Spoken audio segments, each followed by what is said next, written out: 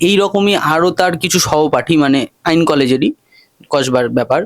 কিছু সহপাঠী পরে এসে মুখ খুলেছে, তাদের সাথেও এরকম নোংরা ধরনের ঘটনা ঘটেছিল। আজকে তাহলে কি এরকমও হয়ে যাচ্ছে আস্তে আস্তে, মেয়েরা মেয়েদের ওপর জন্যই আরো বেশি নিগ্রহ হয়ে যাচ্ছে কোথাও গিয়ে? কারণ তারা যদি মুখ খুলতো তখনই, তাহলে আরো বড় স্টেপ গুলো নিতে পারতো সেই ছেলেগুলোর বিরুদ্ধে যারা এরকম করছে। কারণ প্রতিনিয়ত তো এরকম ঘটনা সব জায়গাতেই ঘটে চলে, কিন্তু মেয়েরা মুখই খুলতে চায় না। দেখুন, এই যে কোড আনকোড পোটেনশিয়াল রেপিস্ট যারা হয় না, যাদের এরকম একটা প্র্যাকটিস আছে, মানে যে এই ধরনের নোংরামি ছ্যাবলামি দিনের পর দিন করে যাচ্ছে, আপনি লক্ষ্য করবেন যদি আপনি মানে সোশ্যালি এই বিষয়টাকে, এটা হলো সমাজতত্ত্ববিদরা খুব সুন্দর করে এগুলোকে অ্যানালাইজ করেন, দেখা যাবে যে তাদের এই প্রবণতাটা কোথাও গিয়ে প্রচ্ছন্নভাবে একটা সাই, এই কোড আনকোড বলছে, সাই পেয়ে যায়। যাদের ক্ষেত্রে ঘটে তারা হয় ভয়ে বলে না, বা কখনো কখনো যদি এইরকম মানে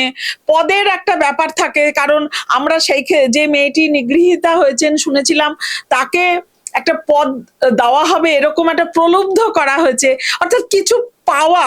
কিছু পাইয়ে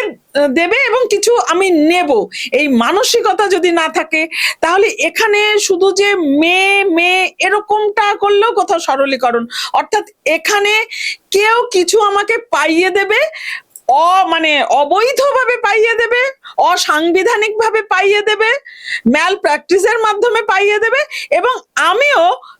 অবৈধভাবে জিনিসটাকে নেব সুপারিশের মাধ্যমে। সে আপনি সেই চাকরির ক্ষেত্রেই বলুন,